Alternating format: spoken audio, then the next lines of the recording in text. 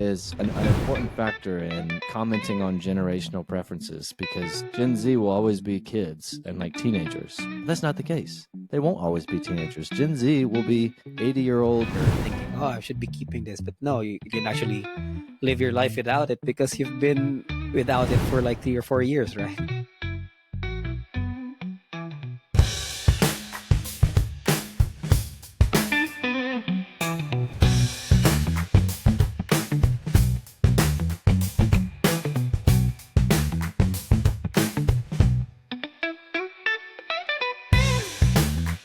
All right, and we're back. I think just 2 weeks of our listeners, watchers, viewers. You are listening to Fat of It, Fat of It podcast. Yeah, Yes, yeah. we're Well, I'd back. like to. Uh, Isa was supposed to join us, but yeah, it was raining hard here, and then yeah, it's tough.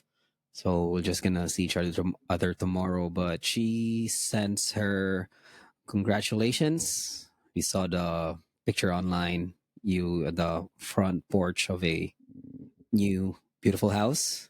Yes. I would have sent. What's the best gift for house? It's usually wine or champagne, right? People do that. Bring you Yeah, like a bottle of there. wine. Hmm. Yeah. Too So bad. congratulations. Yeah. It's awesome. Yeah. It's an incredible house, and the last 2 weeks have been chaotic. The last 2 months have been crazy because we moved out of our Hmm. house about a month and a half ago, and been living with my grandmother and my mom down at the beach off and on. And then Glyza's mom came to visit us, or not to Hmm. visit us, Hmm. but to live with us from the Yeah. Philippines. For. And all throughout all of that, we're closing on a house and buying a new one simultaneously. So finally moved in. Hmm. We closed on the house last Wednesday, and we moved in all last weekend, which was craziness. But it's a super awesome Hmm. house. I wish I could take the podcast listeners through the whole house as a like a virtual Tour. tour, Yeah. but uh, Well, you know, you're gonna have to um, record it. So if you want to yeah, do that, maybe you can use your phone, a selfie. Yeah, maybe next time you're gonna have to tour. Did you have everything set up already in there? I think what's the most important thing? The important thing is a bedroom, right? well, There the should be a internet. place to sleep. We led Oh with yeah, the internet. internet. Yeah, We're like Wi-Fi is more important than a bed in today's yeah. world. So the first person that came was the internet guy and set up the Hmm. connection, which hopefully there's no lag on the screen right now. We were told that Hmm. our connection speed was um, better than our Pretty previous fast. home Yeah. and for a less expensive price. So win-win Mm, there. okay. And then we got It's good. the beds hooked up the first night, and then my dad and I are kind of, I guess we're Hmm. stupid because we moved everything ourselves. We didn't hire movers, Oh wow, so just two of you? the I two of think us. that's So not. we killed Uh, ourselves for 2 days. yeah. I'm not sure why we've always done that, but I don't. I'm no longer at the stage of life where I live in a studio apartment. I have a Yeah. family of four now with a ton of furniture, so I think I've outgrown the whole move yourself stage of life. Yeah. But so I'm still sore from the moving, but we're here. Yeah, I bet because you have a lot of stuff. Because I remember when I was moving, by myself, it's only just, I don't even have a sofa back then. Maybe just the heaviest one is just a television, I guess, Oh for yeah, me. And then for you, it's like you're a family of four now. So I guess there's a lot of stuff to move. And then there's just two people. So how long did it take you? It should probably like maybe 2 or 3 days, right? Or I don't know. How do yeah. you, maybe, yeah, usually It was that. 2 or 3 days. I mean, 2 days of hard like all day long moving, and then the first day Mm-hmm. was like getting the beds in. It was kind of a three-phased approach because we had all of our stuff at my grandmother's house where we were staying. We had to move that first. Then we had a Mm-hmm. bunch of stuff that was at our old house, which we're selling. So we had to move that out, and then we had a storage unit filled with the other stuff. The and the amount of Oh. things. I don't know if it's an American problem. It's probably just anyone who's um, well, anyone who's got Mhm. disposable income is Mhm. there's so much crap. Like we've accumulated so much junk and so much stuff we don't need. It was really an eye-opening experience of like just getting rid of things that you didn't need and donating Mhm. things, but also like our spending on things that don't matter, that don't bring us any joy, is just out of control. And so I think hopefully we'll have a better mindset of like, if anything comes in this house, it has to be worth like, why are we buying this? These needless toys, and a lot of it was given to us from other people, but we can't accept stuff that we don't need anymore. There's just too much junk, Mhm. and it was Yeah. crazy the amount of things that we had to get rid of. And we're like, why do we still have this? Why are we holding on to this stuff? Yeah. It's bad. It's usually those stuff that are hidden in cabinets or just drawers. Because I've always find those stuff like you only see them when you're about to move. Like, wait, I had this one. Yeah, I remember this one. There's you have just stuff like it's just stuck away somewhere, and then when you have to empty the space, that's where you find it. Oh, I had this. Why do I don't need this anymore? And it's just like um stuff in there with other stuff. And then you have to, have to throw it out. But me, I'm too sentimental. Sometimes there's some stuff where I know I haven't used it for years, but I don't want to throw it out right away. I have to. It's like I don't know how to describe it. It's like they say it's part of your personality, where certain people were like, it's not hoarding stuff. It's just I even like keep boxes of those some gadgets I have. There's some gadgets like like Like iPhone one of like boxes. a big iPhone tablet.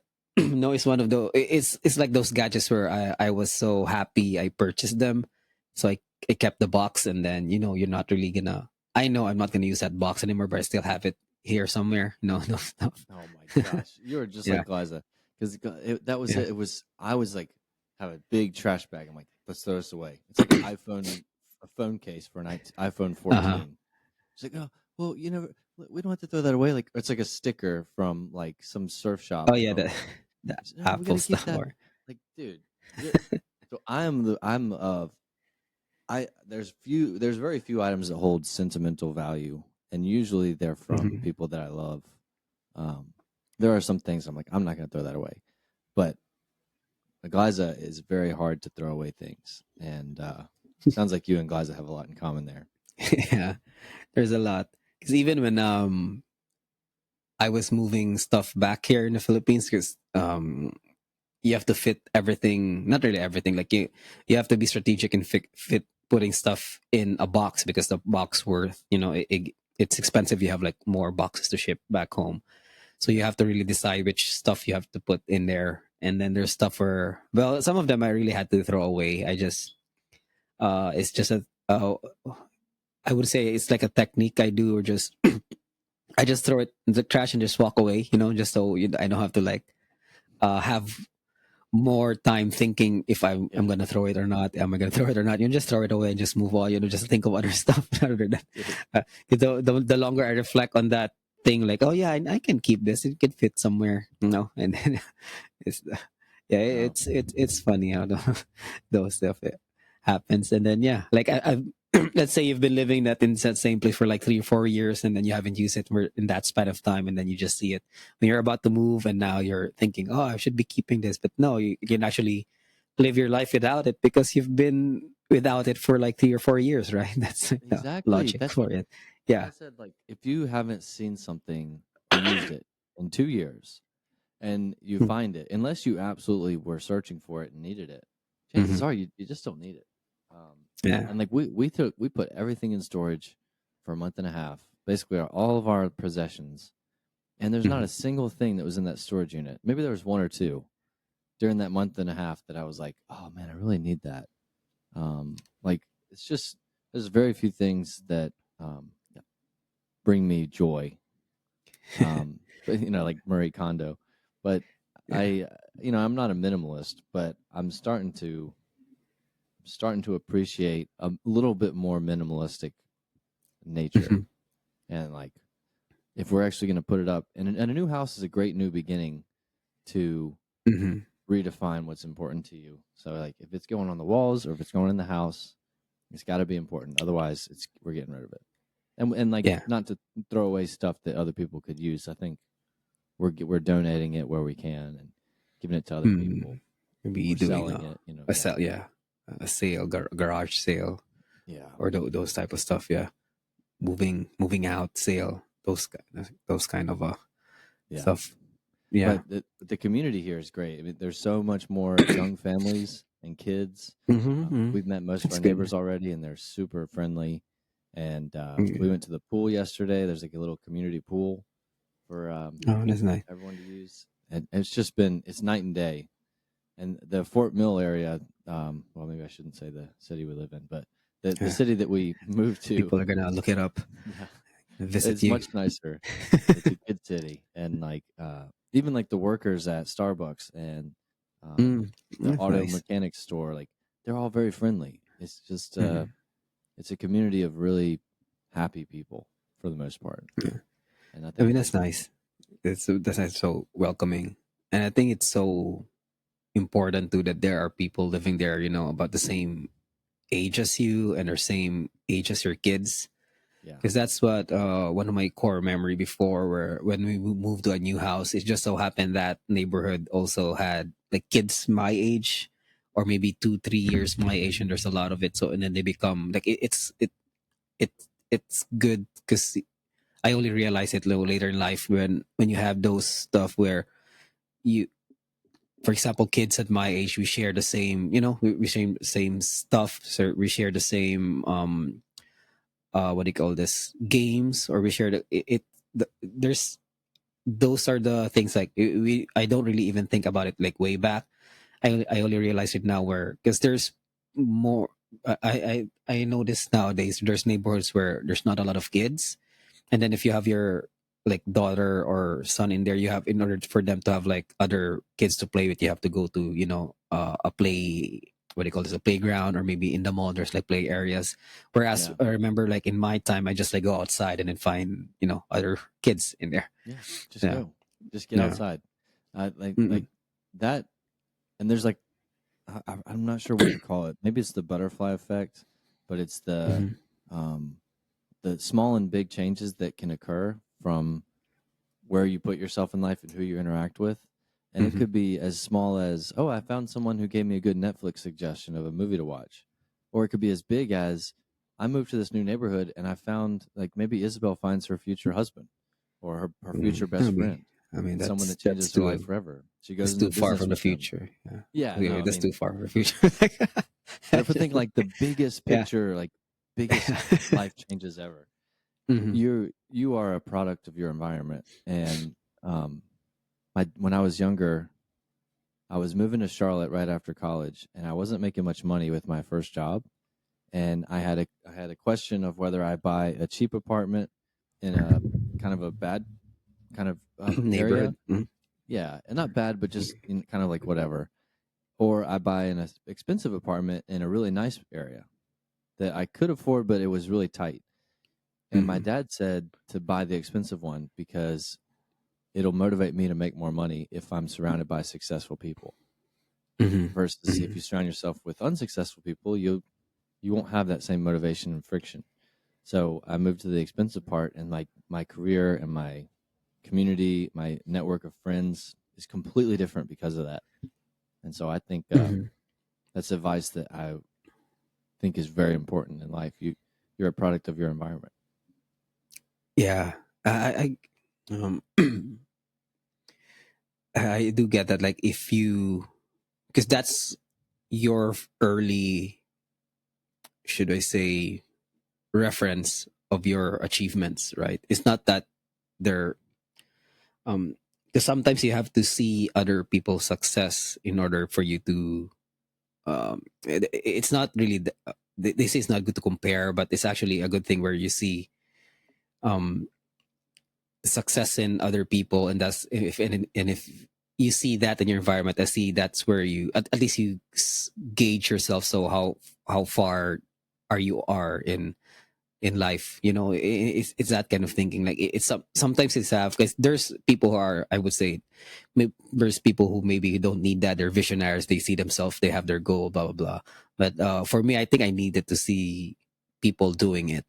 And for me to like, oh, it is actually possible because I see this one, mama. So yeah, it's very well. It's also in the same idea where I only realized it like later in life, where you see the value of law. Oh, that's why I'm this way, because my friends are this way. I grew up with people who like this. That's why I have this way of thinking. Rather, and you see the value of those stuff. Later on, which is, I don't know. We could say, is it luck, or maybe you're blessed with good parents. It's those kind of stuff. Like you have to be Combination. thankful about the, yeah. There's a lot of stuff that would make you to what do you call this, for you to be where you are right now, right? There's a lot of things that happen, and there's a lot of possibilities that um you can even think, like, if you uh just a lack of better terms, like some people think it's like magical that you're in that space, because a lot of things could have happened, even not by in your life, and the people in the life of your parents, or in the life of your neighbors, those kind of stuff. Oh, Yeah. exactly. I mean, is it Mhm. possible to be unsuccessful and become a drug addict in a very nice environment? Absolutely. Is it Yeah. possible to succeed in a place surrounded in crime and violence? Yeah, it True. is. Okay. Yeah. But if you, as a parent, can afford to control the controlled variables, Mhm. however big or small those impacts will be on your kids or yourself, um, then why not put your input on what you can control, and Mhm. the rest, luck or human nature, like just um, the rest will come and sort of Mhm. present itself. But um, I'd much rather be in a good environment with good people and give increase the likelihood of I don't. It's not really success. Like I don't really care about um, success from a power or money standpoint. I Mhm. think it's happiness, and Yeah. Yeah. I feel happy here. I think that's the most Mhm. important thing, and Mm. that's what we should all be searching for. Yeah. Are you True. content? Mhm. On that note of this is kind of a Chris Williamson intersecting Mhm. thing. I forget the guest that said this sort of thing, but um, they were sort of going back and forth on um, whether success translates to happiness. And Mhm. if you think about if you're more happy and content, then you're less likely to be driven to be successful. And so we often chase success thinking it's going to make us happy.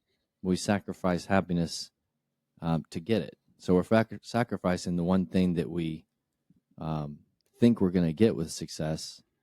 And Mhm. it turns out it doesn't necessarily even get us that. So I'm not sure if I've said that in a way that makes sense, but I think if we prioritize our happiness in combination with the drive of your career and your success and the power that you're able to accumulate, I don't know. There's a general balance between the two. Like there was a there's an old like story about one of the most rich and like Alexander the Great, I think it was. He Mhm. went to a poor guy who was lived in a shack but was completely happy, and he said, if what would I give to be you in a future life? And the poor guy that lives in a shack was like, that's the thing. I don't wish I was you. I don't dream of power and money, and that's why I'm happy. Um, Mhm. oh, I said a lot. I'm not sure if that makes Yeah. sense. Yeah, I'm trying to remember which, because I have read this book, Happiness Hypothesis, before, from Jonathan Haidt. It's a very good book. I've read it a bunch of times, but I keep forgetting some of the important stuff in there. But there's that idea of that. Yeah, people always say like money doesn't bring happiness, but it helps.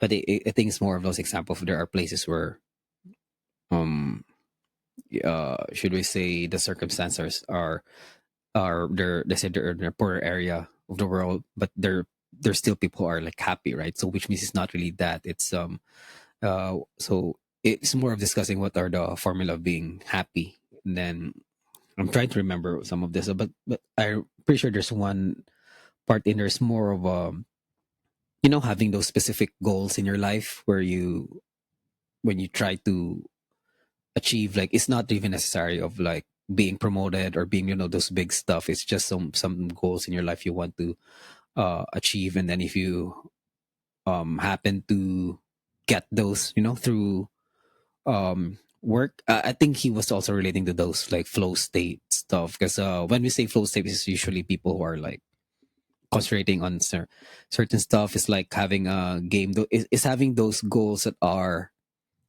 um achievable enough, but it's not easy, not too easy. It's those kind of stuff. It brings you joy in completing those stuff, and then you build on those. So it's more of that. I know there's a lot of stuff in there that um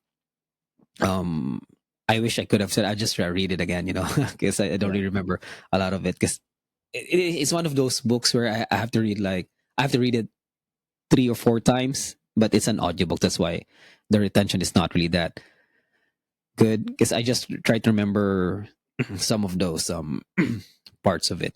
Yeah, And 'cause those books the are. only It's best like yeah, you read a little section and then you stop and reflect on it, yeah, reflect and then on you it. kind of come Yeah, back to it. Like you can't like read the whole thing yeah. all the way through.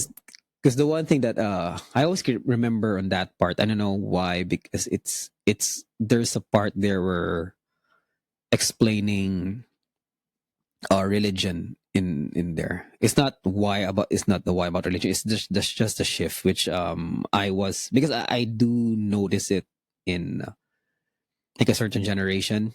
Um, he was saying there, in the older generations, the religion has until now, right? Until now, let's say for the Catholic Church, there's a structure in it, right? There's structure, and then if you see it, there's bishops, there's priests, there's pope. There's a hierarchy of things, and then it's usually in the older times it's stricter. Like, oh, you should follow the priest, follow blah blah blah.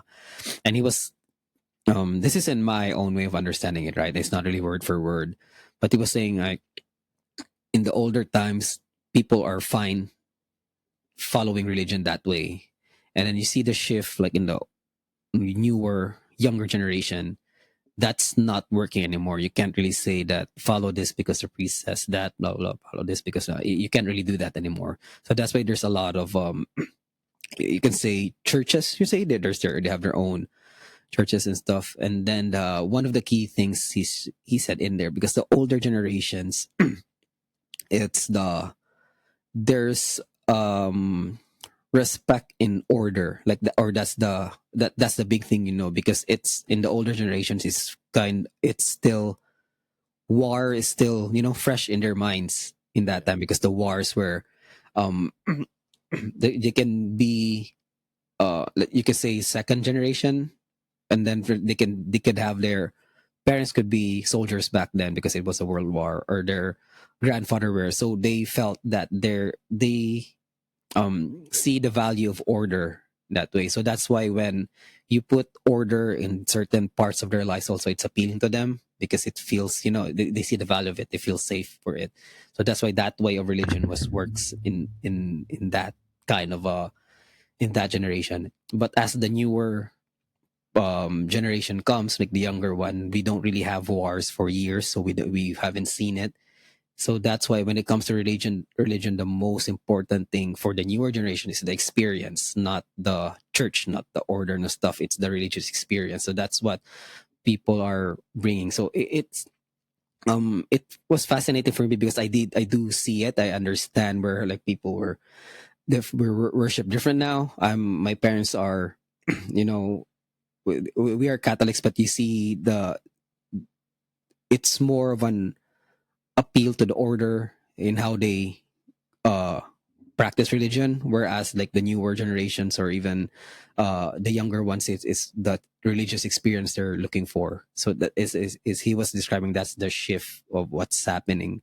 And there's a very good explanation, because yeah, there's times where order was the most important thing, because yeah, if you're at war, order is the most important thing. Like you can't really have a minor chaos in your lives, because it's gonna cost you the war. It's gonna cost you that. But right now, since we don't have that, that's why it's about the experience, and now for the people, because they didn't see war anymore. So that's and so it's also a good way to, when you want to communicate religion to someone.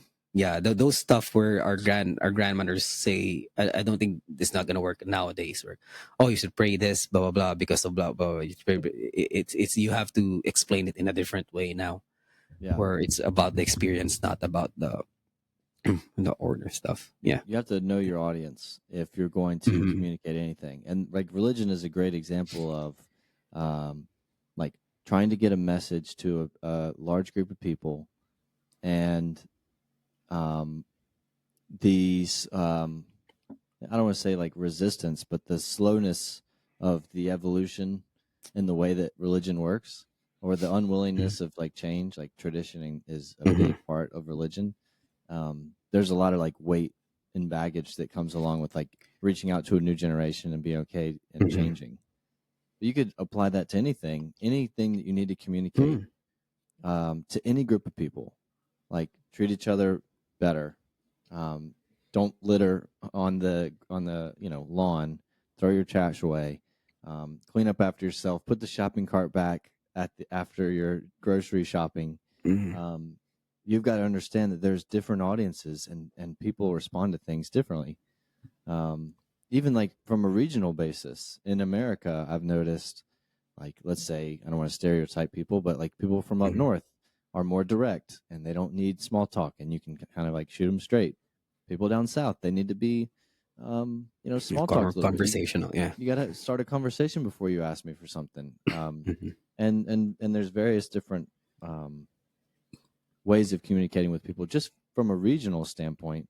From a generational standpoint, it gets even broader, and you can go like this has been talked about 1,000 times, but the age of information and the age of the internet, and a generation Mm-hmm. growing up fully immersed in the internet from the day they were born, versus millennials who were like sort of the last generation to have both Both. experiences Yeah. with and Mm-hmm. without the internet. Completely different, and it'll never be the same.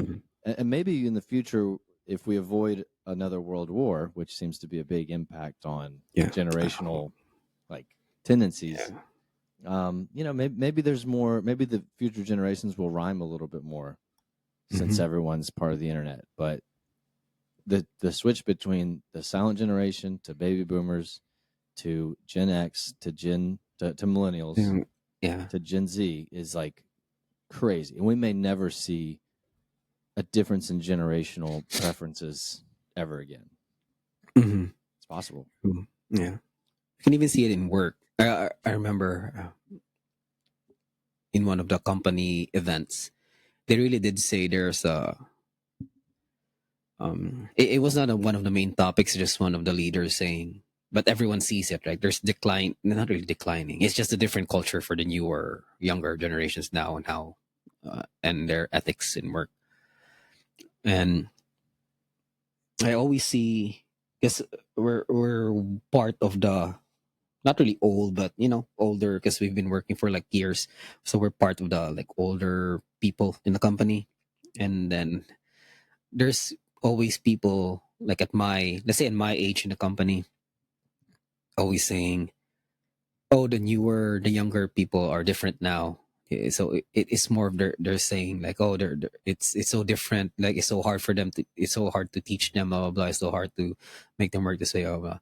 And then on my mind is always like, I think we've talked about this for also before. I think it was Dale was even, when Dale was joining us, he was also saying like, there's the older generation always says that, right? We can't really Yeah. complain, because Perpetuate that. imagine those people who are like more, I can even say there's people who are like way more better work ethics than us, because like I said, like if you're in a generation where it's closer to the war, like just being lazy could cost you your life. So that's why they work differently. And then I would imagine like them saying that too, like, oh, this kid has it way easier this time, blah blah blah, like they could say the same thing, the older generation can say the same thing about us. And now, for us, we're not really that old yet. But when someone says that, oh yeah, yeah, and then they make a joke out of it, yeah, because there's the newer generation is always blah blah blah. And in my mind, always it's always like, yeah, the older generation will always say that. Like people have said that about our generation before, right?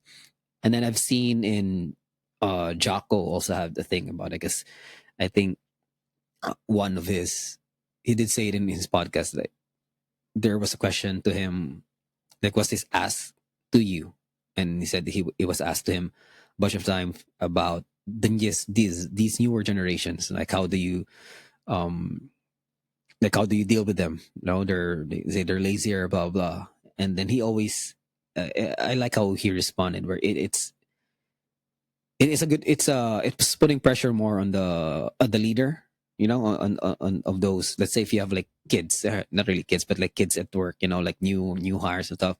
It's always falls on you if they're not really performing in the way that you expect. Yeah. Yeah. It's your job So to figure out how to communicate to them. yeah. Figure out So the way. yeah, they're not gonna be like you, where if this one works for you, it's not necessarily gonna work for them. And then he's always his example where I think it's in the Vietnam War, where you have soldiers in there. They don't want to fight. They don't want to kill somebody else, but you have to lead these men to, fight for your country, even though they don't really. He was always comparing it like that's even a worse situation, right? They don't really want to be. They don't want to be at war, and then now they have to offer their lives, for their country. So how do you deal with that, right? It's Yeah. this. They say there are different situations where it's much harder. So yeah, so he always says it always falls on you. So you have to at least find a way. Because I had this situation also, like I didn't understand why the younger, the younger person in our team was thinking this way. Because I would understand, like if I say this, if you say that to me before in the younger me, I would respond this way. But for this generation, it's different. So you have to, it falls to you. It's a more Yeah. stress, you say, but yeah, it falls on you. I like to think about it that way. Like it falls on you because you're the more experienced one, right? You're the more you're supposed to be the more mature in that uh instance. You can't just blame the generation, because if you keep blaming it, it's gonna happen. Oh yeah. Yeah, it's gonna happen again. The pressure is the privilege. If you're in a position of leadership, then Mhm. congratulations. That's your job to deal with. Otherwise, Yeah. you're not best to be a leader, or you certainly won't be a good leader. Mhm. Another thing that's happening simultaneously, when you think about generational communication preferences, every generation in itself is different. That's true.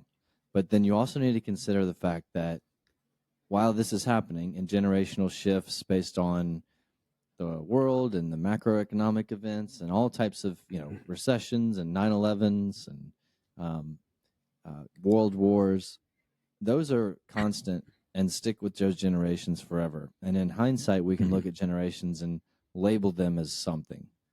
But there's the life cycle of the humans within that generation that's also very important. Like the Gen Alpha or whoever the young kids are now, they're having their time in the sun. If you think about the progression of a day, they are they are the sun rising, morning freshness, eager to start their day, um, hopeful for what's to come. And if you think of like uh, the baby boomers and the silent generation, their sun is setting, and there's a completely different perspective on the day, to continue the metaphor. And then millennials, like we are in the middle. It's noon. It's lunchtime for us. We've got to get back to work. We're in the thick of our professional lives and trying to prove ourselves. And there's a lot of pressure for us. We're nowhere close to retiring. So I think that cycle of life, that life cycle, is an important factor in commenting on generational preferences, because Gen Z will always be kids and like teenagers. But that's not the case. They won't always be teenagers. Gen Z will be 80-year-old, they're going to be leading Congress and running for president one day. Yeah. And we have a completely different mindset on who they are and what they are and their communication preferences at that time as well. So it's like Mhm. it's years and days. The Earth is spinning, but it's also revolving around the sun. There's multiple Mhm. things at play here. That's just a different way of thinking of it. Yeah. Anyway, I guess we just solved every problem in the world. Yeah. Yeah. Speaking of generations and changing stuff, I heard like even changing a logo would cause outrage, and Oh, yeah. I've just read about it, but what? It's a It's a big big thing, thing like in the U.S. Yeah. changing. Yeah, yeah. You might be even more like have more idea on it. I just know that brand. For our listeners, we're talking about the what's the name of that? Is that a restaurant? Is that a restaurant or Yeah, it's a Cracker? restaurant. What's it? Uh, Cracker Barrel. Barrel. Yeah, Cracker Yeah, Barrel. Cracker Barrel. And Yeah. it's big in the South. I think it's all over the country though. It's like a Hmm. southern it's a southern family style restaurant, Hmm. and it's very rustic and um, old school, um, sort of old South kind of feel. And it's got a Hmm. country store that's kind of like a general store that's attached to it, where they sell a lot of different knickknacks and stuff. Hmm. But it the vibe is very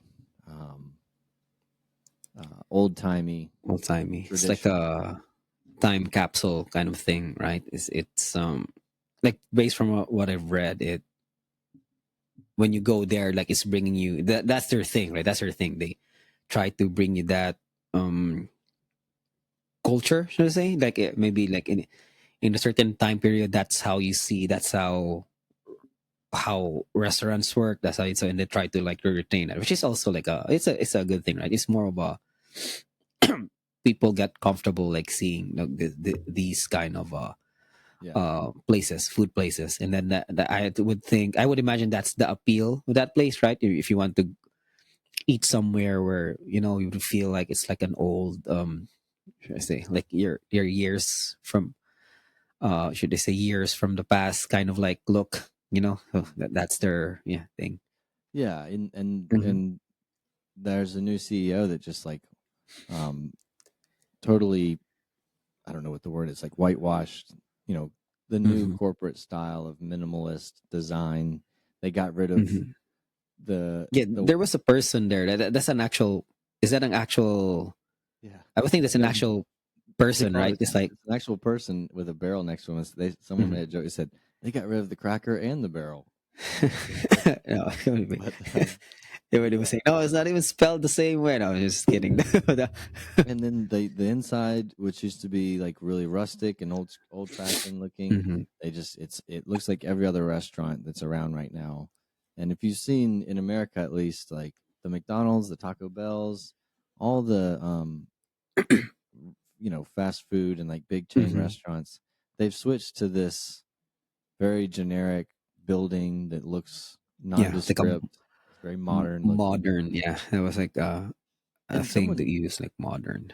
I get that there's a vision for that, and like that's like the new age way of doing business. But like Cracker Barrel was not the one to do that for. I think the backlash is Mhm. pretty huge. But I think there's a bigger thing that's happening here where I think on the mega corporate level, the people that own these buildings are thinking ahead of, like, from a real estate standpoint. They want to build a building that can be repurposed into something else, and the land is Mhm. less valuable if you build something on there that is um Yeah, it it's is so specific, right? It's specific to so. that. Yeah. Mhm. Mhm. So they can say when the McDonald's closes down, they'll just change the sign and now it's a Chipotle, and Yeah. it all looks the same. Mhm. You can do it opens up your options from a corporate real estate standpoint, and that maybe what's happening. It's Mhm. kind of sad though, because now every city you go to looks the same and feels the same, and Yeah. kind of boring kind of feel to it. Yeah, but I think is there food. I would it would work if it's McDonald's or Chipotle. It's kind of like a fast food thing. I would imagine the Cracker Barrel is like the is it like delicacies? Is it more of that Yeah, it's like biscuits and food? gravy, and Biscuits, yeah, gravy, old yeah, Southern like fried foods, fried chicken. yeah, Yeah, it wasn't that wasn't the company to do that for. You yeah. do it That's the for thing. something like McDonald's. You can make that all modern and sexy, but not Cracker Barrel. Yeah, And the yeah, new CEO just does not fit what you would typically think of like from a Cracker Barrel management standpoint. yeah. It's probably from I don't know. I haven't read that much of the background of the new CEO. But I'm thinking it's probably they're trying to shift because I've read it. Yeah, it looked like I think that's what they're trying to do. Like they're trying to shift for a younger audience, right? They want to be in there, so that's why they got. Kind of when I look at the new logo, yeah, they removed that person in the barrel, so yeah, it's not them anymore. It's just like text in there, and even I think even the color they changed it a bit. Like the yellow is not really the same yellow as Yeah. it's like a different brand, which I guess it would work for some restaurant, but they weren't even. I wouldn't think they were expecting that, right? The backlash of that, like there's still people old enough to appreciate that, like to appreciate that old, maybe the people had memories in that restaurant, and then that's the thing that comes to their mind. Oh, we're gonna go to Cracker Barrel. There's the picture of the old guy and stuff, and then they're changing. So I think it's more of they don't want to. It's more of taking the identity of that specific establishment, and then people were, they didn't want that. They want to keep their when they go to Cracker Barrel, that's what they want to, that's what they want to Yeah. see. it's I mean, I have it's a memory certainly of Cracker Barrel that way. I'm not passionate enough to like protest it, but if you think of it from the CEO standpoint or the executive team that made this decision, if everyone's so passionate about Cracker Barrel the way it was, like they didn't make this change for no reason. Their sales must have been yeah, down. I would have said, true, if you liked true. it the old way, why didn't you show up? Why didn't you come eat? Yeah, We're changing it because no one was coming yeah, anymore. Like, well, yeah. that's assuming that's the reason. Yeah, and for sure it's a solution for something. They were trying to solve a problem, maybe, or they were trying to do a refresh. They want to rebrand. It's those kind of stuff. Like they want to people to see them in a new way, and they were probably expecting, people were come here more because it's gonna look like a new place, Yeah, and it turns out it's people love the old they look, do. but they love I think that's why it got big because is it true? I think the your president was did tweet about it or something, reacted to it, so that's why like it became like a national thing. Like it got more press. Their Yeah, money in their stock price. yeah, So I don't think that it turned out to be the best move. But yeah. that's the modern era of if you like going back to the CEO that got caught at the Coldplay concert or Hawk Tuah Uh-huh. girl. Sometimes the internet catches you on a slow Yeah, day, and and you it's don't want to be there for it because yeah, you don't want to be that. it's just Yeah, avalanche of people that just pile on. And yeah, sorry, Cracker Barrel is the next meme that just got destroyed by the internet. yeah. I've seen people because you can use AI now, and then they were trying to make their own logo. They changed the person in there, and then it's just some funny stuff where Yeah, it should be this one, blah blah blah. Yeah, people are and piling then on. yeah, they're planning on. But there for conspiracy theorists though, they say, oh, they did that so the stocks, the value of the company like dips, and then I think it's back up now for like from the time where it got dipped like way low, and then I think went back up like maybe 8% something. So if it's a Oh yeah, grab from the like a money grab from the stockholders, I don't know if it's true. It's good. It's nice to think about, but I don't think that's they're not too. I don't think they were thinking that much steps ahead. yeah. No, Yeah, someone yeah, will make money yeah. off of this though. I don't think that's Mhm, too far. I think there's a lot of people up to no good with when it comes to mhm. stuff like that. So it's Yeah, entirely possible. yeah. But I hope they recover. But I kind of wish they just created a new. I don't know. Maybe But they if they don't have enough don't, money for it. They just some created a things, new like company or a new fast food chain if they want to do that, right? Or a Crackle Light, something like that. yeah. Like in that same brand, but they want to make it more. Yeah, just don't redo everything, or Yeah, not rebrand everything needs to be everything. Yeah. rebranded. I mean, Hmm. what is a brand though? I mean, like a brand, Hmm. um, a good brand or any brand that's recognizable is an opportunity for a business to print money.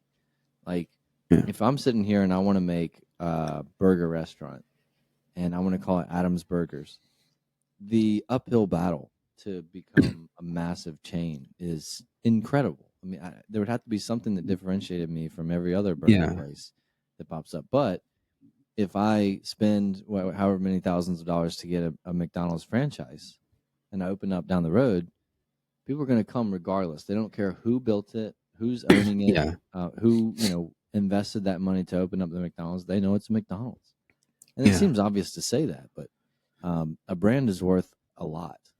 And when you mess with a brand, you mess with a lot of people that put their heart and soul and like Yeah. people The who are work. general Yeah. managers and waitresses and cooks that work at Cracker Barrel or whatever other place. When you mess with the Hmm. brand, you mess with everything that people associate with the brand, which is very non-tangible, like or intangible, I guess Yeah. is the word. It's a feeling, it's an emotion, it's a memory from Yeah. childhood. A brand can be um, an identity for a lot of people. Um, Yeah. Imagine so if you can create they and changed destroy. Jollibee's face, like people would be outraged. If they mess with Jollibee, that's where I'm gonna absolutely flip this desk over. It's I gonna was be just thinking, like, what's the what could Jollibee do to just destroy their brand? They would have to stop change. making chicken and just switch to Yeah. like um Yeah, I know they pizza could or go something. barbecue. Yeah, they go. It's better now. It's barbecue. No, people gonna be No, no. no, Stop. No, we're doing don't you? chicken in a What saw are, or whatever. yeah. The rotisserie No, chicken. stop that. If I want barbecue, there's Mang Inasal. There's certain brands for Oh that. no, they I'm do here for salads. It's gonna be fried Jollibee salad. chicken, Yeah, burger, and Filipino spaghetti. That's what they're I'm gonna here for. they're gonna go healthy. They're gonna be like Yeah. tofu burgers and cucumber sandwiches. Yeah, it's very outraged. People are gonna be outraged. I remember like Bill Burr had a joke here where I think it was McDonald's where I think there was some outrage in McDonald's because they don't have salads. I think there's just kind of there was like a time in there like I think it was a time um where you can't like fat shaming was a big thing and then Bill Burr was making jokes about it, so that's why the jokes were so big. And then he was talking about the I think it was a breakfast thing where people were outraged saying they should have like an all day breakfast, blah blah blah. And then he was saying like he was saying it the mean way where if you want breakfast, you should be here like before 10 a.m. Yeah, and then it's cursing and stuff. Like if you're not here or there, you're not gonna have breakfast anymore. Yeah, and then but then anyway, but they cave because they have an all day breakfast now, and then they have salads now. You say McDonald's have salads where Yep. and before when you're eating McDonald's, like you know what you're eating there, right? You're not going there to be healthy. Like you know what you're eating there. Like greasy food and stuff. And now they cave, so they have salads now. It was better when Bill Burr was saying it, but it's just that No, kind it's of crazy that you would that's the demand that from your burger chain restaurant. Like, yeah. how dare you? Like, I don't know. People in America have way too much tied to um, food restaurants in general. I don't know why you care Hmm. so much about Cracker Barrel changing their logo. It's still the same fried Hmm. chicken, or McDonald's. Yeah. Should McDonald's serve a salad? I don't know. That's their decision. We shouldn't pressure them to serve a salad or force them to change their ingredients because it's unhealthy for us. Like, Hmm. dude, Hmm. you make your own decisions as a human being. If you don't want to shop there, you Yeah. don't shop there. You make your decision with your actions, not with your words. Like, Yeah. it's such a weird to demand anything from a company that Yeah, to serves change food. stuff. Yeah, To change stuff. I mean, you know, if the company's doing like healthcare or but yeah, vision unless or it's something really unless consequential. that's their product, right? If their product is for you to be healthy, and then they're doing something for you not to be healthy, so that's a different thing. Like you have to, oh no, you're advertising different now. But no, When it comes to those food chains, like you know what you're eating there, like it's a burger. yeah, it's a burger. They tell you it's a burger. They're not saying it's a healthy burger, right? They're just saying like it's a very delicious burger. No, Yeah. they're not saying that. Yeah. And if you eat too much of the burgers, it can kill you. And True. that's a good segue into Rampage Jackson's son. Raha Jackson. Yeah. Is- I What haven't other read the things whole can kill story. you? I wanted to, what other things would kill you is Rampage Jackson's son. Yeah. And I was debating on whether or not to bring this up, but you mentioned it earlier this Yeah, it week. was. So can you summarize? So he had a feud with this guy, and he attacked him basically in a wrestling stage. Is that what happened? Yeah, but from my understanding is, I think they were just because Raha Jackson is a young MMA fighter, right? I think he's just starting, and then this is a wrestling promotion, not really that famous, but I think they have like consistent viewers and stuff. So it's a small wrestling production, and I believe what happened, they have a thing before the match where that guy, what's for name? Something Stu. I forgot. I'm sorry, I forgot the name. Something like Stu, that wrestler. He's a veteran, and then he's like doing that now. I think they did a bit where they were talking. I think it was backstage or like outside the venue, and then he got like a beer can and he hit Raha Jackson in the head, and then Psycho Stu. it looked like, for me, it looked like it looked like a wrestling promo, right? It's not really that hard. You see the reaction of Raha, hit him head. He didn't even he didn't even like flinch, or like his head didn't even swing the other way. So it looked like a wrestling entertainment wrestling move, right? He's trying to pick a fight, and then he was just standing there. So it looked like that. But I think Raha, or I think his name's Raja Jackson, took it differently. Some people are saying like, though, you don't do that to an MMA fighter, but I think the promoters. Oh, but one thing is, the promoters did allow Raja Jackson to be there, and then I think that what they were expecting, because I've heard he was told that, yeah, you can do there, you can hit him, you can do there, and then take revenge on him in the stage. Where I think in what they're trying to mean is they want to make they want to add viewers, right? So they want to cause do something that is out of the ordinary in there. Yeah. So he was saying, like, I think he was doing a live blog, like a live blog, and he's saying like, I'm gonna hit this guy, blah blah blah. So that's where people say, oh, so premeditated, because he was saying he was gonna hit this guy. And now at the certain point in the wrestling match, so Raja like went up and then picked up that guy. And if you say, I've seen it's a huge guy, and then I've seen a clip from Booker T talking about this. Like, that guy did give himself to Raja. Like, it's like a wrestling bit. He wasn't even fighting when Raja like pick him up, right? So he was like prepared. Oh, he's gonna pick me up, and he's gonna slam me. He could have fought that and then not been picked up if he didn't want to. Yeah, and then Booker T was even saying like, I think they were even doing that because Rampage Jackson had a famous match where he slammed someone in Pride, and then that guy like got knocked out. He was actually, I think that guy was doing a triangle, which is very dangerous. If you're doing a triangle and some guy and then he picks you up, you have to let go, because if you don't, he's gonna slam you. I think that's what happened with the Rampage. And then Booker T was saying maybe they were doing to do that because it was like an homage for his dad slamming someone at the ring, so that's what they do. So, and he was saying like, I agree with him, or say after the slam, I think the other guy got knocked out after the slam, so the match should have stopped there. So that should be like the promo, right? He was like, he got even. But the thing is that after he slammed, you see the guy's already unconscious, but and then he mounted him and then hit him. Like if you see the video, I don't want to share it here, but No, if you see the video, he's like hitting him for real, and then it was too many, like it's too many shots to the head. no, And then even the other wrestlers in there were, it took time for them to realize what was going on. Like, oh, this guy's gonna yeah, he's not pulling his murder punches. someone in there. He's gonna murder them in there. Yeah, There's no way that So- like the Stu guy, it wasn't the intention for him to get knocked out by that slam though. He didn't break his fall. yeah, Like he didn't put his arms. I think out, he- like, did he?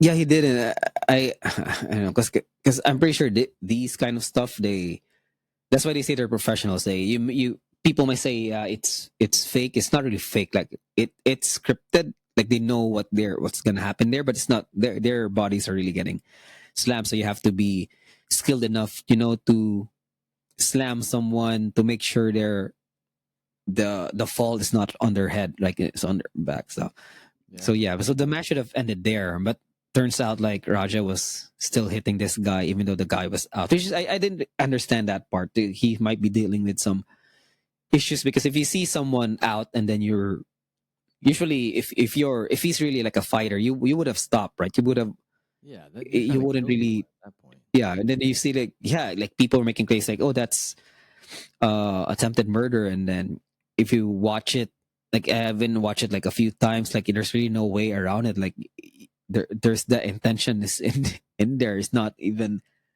self-defense. It's not an accident. It's not even I think there's a case where you can do where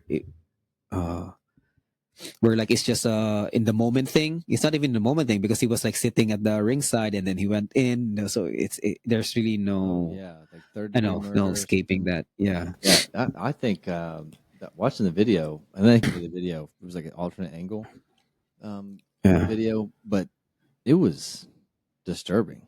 I didn't even know Rampage Yeah. Jackson had a son until all this. Yeah. And he's got some problems, man. He might be. So, what is the status He of is. Stu now? Is he? I don't know. The last time I checked, it was still, but he woke up. He's not. Yeah, he woke up, and then I'm not sure if he's gonna file charges and all. Yeah, this one interesting stuff in. I've seen one made a compilation of Rampage Jackson talking about his son because he has other sons, and then one interesting thing is I think it's an old interview where he was saying like, oh yeah, Rampage was saying he's saving money, college money for these kids, but for Raha he was saving like bail money.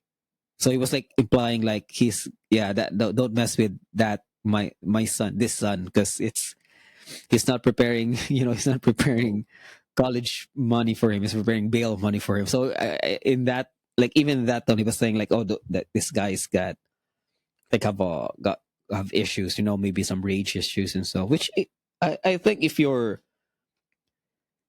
a fighter, it should in a way it should help, because there's people who are gonna humble you in the ring, so at least you learn, self control and stuff. But that one, yeah, because that's a dangerous skill to have if you have issues, right? You can't be skilled enough to be to beat people up and then have those issues. It's supposed to it's supposed to help you control those stuff rather than use it as a tool to further make you fall off, make you fall off further. Yeah, that stuff. Yeah. I don't know how. But it's sad. I feel bad for that guy because I don't think he's a young guy. He's like looks like he's in his 40s or 50s already, right? He doesn't look young. It's deceptive. He's hard to tell with someone like that. Mhm. He just looks old. Probably has looked old since he was 20. But yeah, he doesn't look young. Regardless, no one deserves that. Yeah. Oh, There's even a are you scary talking about video of Raja it, or are you yeah. talking about Stu? Stu, yeah. Stu, yeah. Stu, yeah. Yeah. There's a scary video of him even like after the slam and then like the referee was trying to wake him up and he's not waking up yet. Yeah, that's scary. That's stuff How does Rampage Jackson's son? Are we calling him Raja? I guess Raja. Yeah, I think his name's Raja. Yeah, Raja Jackson. How do you wake up from that, like the next day, and the remorse Yeah. that he should be feeling. If he doesn't feel any remorse, then he is a Yeah. psychopath. He But probably yeah, does that's need to go to jail. scarier if he Um, doesn't even feel bad about it. It's Dude, I scary. feel bad if I cut off someone in traffic and they're upset with me. I'm upset for days. I'm like, oh, I just ruined someone's day. I feel so bad. Like to almost kill someone. I don't know if I could ever live with that. Yeah, that's That weight of your emotions getting the best of you. yeah, It may be even better for society for him to be in jail. yeah, for for a long time at least. Maybe I don't know what's the effect of him in jail. Maybe if he reflects on the stuff that he did. Yeah, because he's a young guy. I think he's 25 and to have Yeah, that. but old enough to know. Oh yeah, he's You not. know, He wouldn't expect stupid stuff. But that was, I don't even want to call it stupid because it should be. Yeah, I don't even know what his thing was because if the guy hit you in the head with a beer can, it doesn't really warrant you to punch him that yeah, many times. it's a I was slap. expecting him to, yeah. I think the promoter was also expecting to, he slams it in, and that's the thing. He just stands there and that's a promo, and it's gonna make news. Uh, yeah, Booker T also said like there's a lot to be blamed here because they allowed him to be, to run in there. If they weren't really, if they didn't really want him to do that, like at that point, someone was already should be stopping him. But it looked like they were expecting him to come up to the ring. Oh yeah, the whole And organization that put this on will yeah, probably go out of business, no doubt. Yeah, someone's gonna be held yeah, liable there. There's gonna be if assuming I assume that he's gonna sue everyone involved, and yeah. Even just to help for the. if Raja doesn't go to jail, he'll have civil suits against him, and he'll Mhm. financially be ruined. I mean, it's a Yeah, of course, horrible. because yeah, so hit in the head, and then who knows, like how many years of your life, taken out with Yeah, that move. and Yeah. then you're right. Everyone just kind of stood there like it was part of the show because he ran in, and then it Hmm. took them after a few hits to the face. It took them to like sort of To collectively realize that, decide, yeah, oh yeah, I we think should he's take gonna him kill off. this. Yeah. Very strange, very odd. You could Mhm. tell, and maybe the people that were there were thinking, "Oh, well, maybe it is part of the script," and they didn't know. Mhm. I mean, I'd be curious to hear their take on it because a lot of people in a scripted event like that, Mhm. they don't. Not everyone knows the script that's there. I don't know who's in on the Yeah. behind the scenes. Yeah. I think that no Um, one really knew back then. They were just trying to improvise, which is the wrong time to improvise unless they already explained to Roger like do this, blah blah. Someone tip him like do this and then make it look real. But no, they just yeah. It's a sad, uh, unfortunate event. He was given the opportunity to do that, and then he did that. like, yeah. And I think yeah, he's also struggling in MMA, but he's young.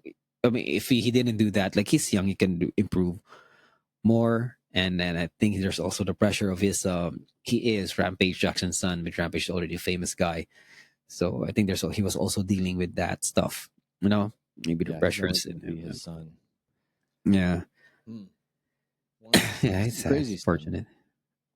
Yeah, and that's is even if he didn't do that, he's capable of that. So he's probably, maybe some altercation in the bar could lead to that too, right? Yeah, ticking time bomb.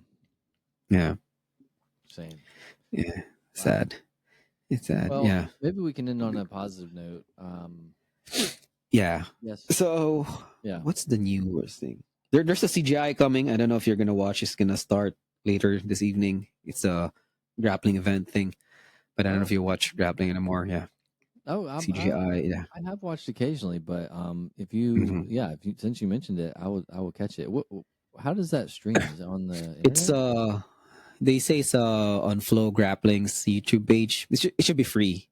But I think they're gonna be free. It's gonna be free live, and then after the live event, it's gonna be behind a paywall. Which Okay. it's a good deal, but and I was hoping to have it or have her just watch it afterwards. But yeah, they're doing a quintet thing. So it's like a five. Yeah, I think it's five versus five. Have you familiar with the quintet thing?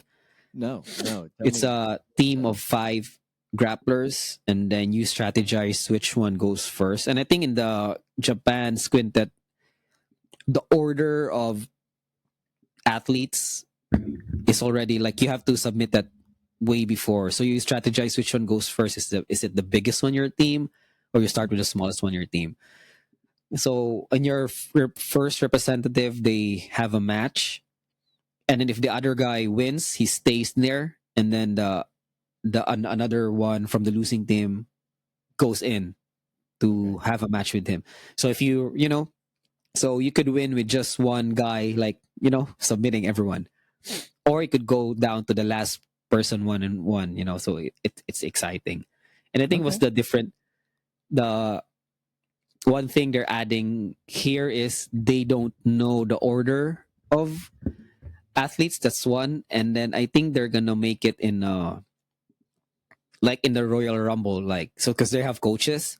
So imagine like Eddie Bravo in there, then Eddie Bravo's the head coach for 10th Planet, and then so they're gonna call on their first athlete, and then if their athlete like loses, he's gonna call on the second athlete, and then they're gonna do it like a Royal Rumble style where he's gonna call the name, and then the person's gonna like go outside and then go to the ring, and then they start the match. So I think that would be Awesome. I'm excited to see that part because it would be so fun to like have that element in there, like a Royal Rumble. Like you don't know who's gonna come out of that's what do you call this? Cool. That walkway, and it's gonna come running. So I hope they do the run stuff. Where the Royal Rumble is gonna run to the ring. Yeah, that's a Yeah. great credit to jujitsu for like. It's a sport that can easily be boring. Like if you go Oh to yeah. any event and you just see a match, there's something that Mm. needs to be spiced up about it. And like baseball and hockey are kind of in the same. Unless you're a true Mhm. fan, a diehard, spicing it up with a little bit of like interesting matchups. Yeah. Like showmanship too. Yeah. Showmanship, the Mhm. personalities behind it. I think there's a Mhm. lot of potential, and I'm getting the BJJ itch again. Now that we're getting to our new, Yeah. I will check that out. There's a place right down the road from us, Yeah. like walkable, that's called Lucas Lepre Oh yeah. Jiu-Jitsu. Yeah, Lucas Lepre is that's also famous I want to say franchise. It's like a franchise, right? The Gracie Yeah, Baja it's is a like all white. franchise. I think Lucas Lepre is affiliation. That's also a big affiliation. Yeah. Yeah. Mhm. So I think there's a black belt Yeah, I that should try. teaches Or if there. you can And watch the CGI, it's CGI too. Yeah, it's slow grappling. Should be. I think it starts today. It's Saturday today. I think it starts 6 p.m. there. So if you have it on your phone, maybe look at the live one. put it on Yeah. my laptop. College Mhm. football starts today too. Guys is a big fan of football now, so Mhm. we'll have that on the TV. I was waiting for Glyza because I wanted to bring up the one certain person who got engaged recently. Well, One famous person. I was, I was look, I was looking at my Facebook page, and then there's my they're my friends in Facebook saying like, "Oh, I'm so happy for her," and then I was like, "Really, really, you're that?" can we I talk mean, about it without? Well, I just texted Gliza. I'm not sure if she'll make it up here. I should make it. Yeah, She said I wanted her to be here, so maybe we can just talk about it. I was just wondering. we'll have to bring it up next week. We'll Yeah, have, she said she won't be able yeah. to come up. I don't think Okay. she's had a shower or any Yeah, for our listeners, prep. tune in next time. Tune So in. we're gonna talk about that. Yeah, it's just fascinating for me. Had a joy that people were feeling. I've heard people were even crying when that happened, and then Oh, I my know what you're talking about now. Oh, yeah, wait. Let's yeah, let's wait because that is going to be a huge topic, and we could have probably talked about that for 45 minutes, but yeah. we'll, It we'll was just hold off on that. yeah. Uh, So I think it's a good. Yeah, it's a good. I'll just decide on a title. Yeah, let's just just put a post, whatever post you want. Just count it off 3, 2, 1, and then put a post. That's gonna be the thumbnail of this episode. So for our listeners, you listen to Fat Fit, and it's gonna end now in 3, 2, 1, go.